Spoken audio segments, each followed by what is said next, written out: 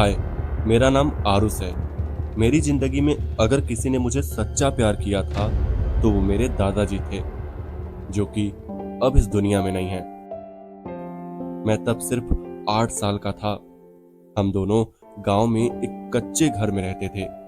घर छोटा था और उसमें खुशियों की कोई कमी नहीं थी। मिट्टी की दीवारों पर दादाजी के हाथों की बनाई हुई सजावट थी और आंगन में तुलसी का पौधा था जिसे वो हर सुबह पानी देते थे। दादाजी मेरी पूरी दुनिया थे। जब भी वो बाजार जाते मेरे लिए खिलौने या कोई मिठाई जरूर लाते। सबसे प्यारा वक्त होता शाम का, जब वो मुझे अपने साथ नदी के किनारे ले जाते थे। वो जगह हमारी सबसे खास जगह थी। वहां बैठकर दादाजी अपने बचपन के किस्से सुनाते। कैसे वो नंगे पैर खेतों में दौड़ते थे, कैसे उन्होंने पहली बार अपनी साइकिल खुद बनाई थी। मैं उनकी बातें सुनते सुनते कभी कभी आंखें बंद कर लेता और सोचता कि काश मैं भी उनके जमाने में होता। सब कुछ बिल्कुल ठीक चल रहा था। जिंदगी में कोई डर नहीं था, बस मासूमियत थी। लेकिन एक सुबह सब कुछ बदल गया। मैं नींद से उठा और देखा दादाजी अब भी सो रहे हैं। मैंने हिलाया, पुकारा, दादाजी उठो ना। कोई जवाब नहीं आया। मैंने फिर हिलाया, लेकिन इस बार उनका हाथ ठंडा था, पत्थर जैसा ठंडा। मुझे कुछ समझ नहीं आया। मैं बस रोने लगा। थोड़ी देर बाद घर में लोग भर गए। मम्मी पापा गांव पहुंचे। सबके चेहरे पर उदासी थी और उस दिन मैंने पहली बार मौत देखी। दादाजी अब इस दुनिया में नहीं थे। उस दिन के बाद सब कुछ बदल गया।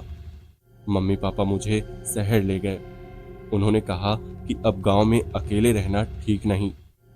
शहर की जिंदगी तेज थी, पर मेरे दिल में बस वही गांव, वही घर और वही नदी बसती थी। कभी कभी रात को नींद खुलती तो लगता जैसे दादाजी अब भी मेरे पास बैठे हैं, मुझे थपकी दे रहे हैं। समय बीत गया और अब मैं 25 साल का हो चुका था, लेकिन दादाजी की यादें कभी पुरानी नहीं हुई। एक दिन ऑफिस से लौटते वक्त अचानक मन में ख्याल आया, क्यों ना गांव चला जाऊं। 15 साल हो गए थे। पता नहीं घर अब भी खड़ा होगा या नहीं, लेकिन दिल में कुछ था जो बार बार कह रहा था, जा अरुष, दादाजी इंतजार कर रहे हैं। मैंने अगले ही दिन छुट्टी ली और गांव के लिए निकल पड़ा। बस से उतरते ही मिट्टी की वो खुशबू नाक में आई, वही जो बचपन में आती थी। रास्ता वही था, मोड़ वही थे, लेकिन सब कुछ सूना सूना सा लग रहा था। जब मैं अपने पुराने घर पहुंचा तो दिल एक पल के लिए रुक गया। घर अब भी खड़ा था, टूटी दीवारों, जाले भरे छत और बंद दरवाजों के साथ। मैंने धीरे से दरवाजा खोला। एक तेज हवा का झोंका अंदर आया, जैसे घर खुद मेरा स्वागत कर रहा हो। अंदर अंधेरा था, लेकिन सब कुछ वैसा ही था। वो लकड़ी की चौकी, वो पुराना लाल रंग का रेडियो और कोने में दादाजी की साइकिल। मैंने उस साइकिल पर हाथ फेरा और उसकी धूल उड़ाई। उस पर लगा कि जैसे दादाजी अब भी यहीं कहीं हैं। शाम हो चुकी थी। मुझे वो पुरानी नदी याद आई जहां दादाजी मुझे हर रोज ले जाते थे। मैंने सोचा एक बार फिर वहीं चला जाऊं। नदी अब उतनी साफ नहीं थी, पर वही शांति थी। हवा ठंडी थी, पेड़ों की सरसराहट सुनाई दे रही थी। मैं किनारे जाकर बैठ गया और पानी में डूबते सूरज को देखने लगा।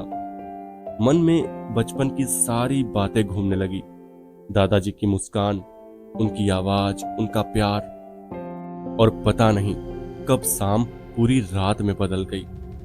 चारों तरफ बस झिंगुरों की आवाज थी। मैं उठने ही वाला था कि तभी मुझे महसूस हुआ किसी ने मेरे कंधे पर हाथ रखा। मैंने पलट कर देखा, कोई नहीं था। मैंने सोचा शायद मेरा वहम होगा, पर तभी पीछे से एक आवाज आई, आरुष। वो आवाज इतनी जानी पहचानी थी कि मेरा शरीर कांप गया। वो आवाज मेरे दादाजी की थी। मैं धीरे धीरे मुड़ा। सामने धुंधली सी आकृति थी, सफेद कपड़ों में हल्की सी रोशनी फैलते हुए, और वो चेहरा मैं पहचान सकता था। वही झुर्रियां, वही मुस्कान, वही दयालु आंखें। मेरे मुंह से निकला, दादाजी। वो मुस्कुराए। उनकी आवाज धीमी थी लेकिन साफ सुनाई दे रही थी। मुझे पता था मेरा पोता जरूर आएगा। मैं कुछ बोल नहीं पाया। मेरी आंखों में आंसू बह निकले। मैं उनके पास जाना चाहता था पर पैर हिल नहीं रहे थे। धीरे धीरे वो धुंध में गायब हो गए। दादाजी रुको ना, मैंने कहा, लेकिन वो बस मुस्कुराते रहे और फिर एक पल में गायब हो गए। मैं कुछ देर वहीं खड़ा रहा। हवा अचानक बहुत ठंडी हो गई थी। मेरे दिल में डर भी था और एक अजीब सा सुकून भी। ऐसा लग रहा था जैसे उन्होंने मुझे देखने के लिए ही बुलाया था। मैं वापस घर लौटा पर नींद नहीं आई। सारी रात बस वही शब्द कानों में गूंजते रहे, मेरा पोता जरूर आएगा। अगली सुबह जब सूरज की रोशनी कमरे में आई तो मुझे लगा कि घर में कोई है। मैं उठा और बाहर गया।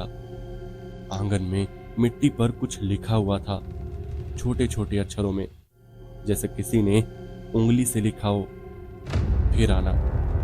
मैं सन्न रह गया।